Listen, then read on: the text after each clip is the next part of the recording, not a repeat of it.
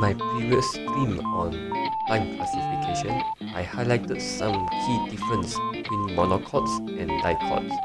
For this video, I have broken it down into 3 easy to remember parts, such as their leaf, their roots, and their vascular structure.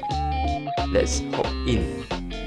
Okay, so under flowering plant, which I mentioned, they have seeds. There are different types, okay, which majorly we divide into 2, monocot and dicot.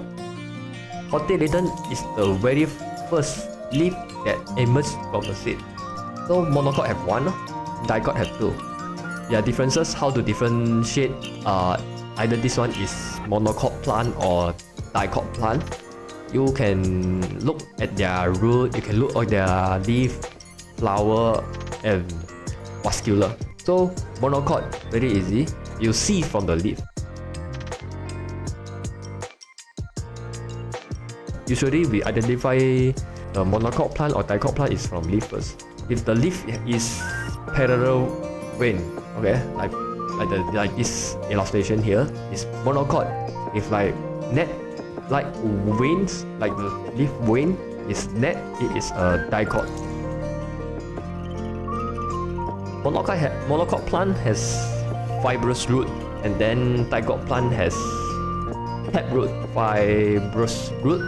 Usually you cannot find the one main root. They are all like almost the same size. They won't go too deep one. Usually they are shallow. If for taproot, there will be one main root. There are many root hairs growing from the main root. They are vascular, they have arrangement. For dicot plant, they are ring. They are ring like this picture here. They are ring, which is very neat. And then monocot, they are usually scattered.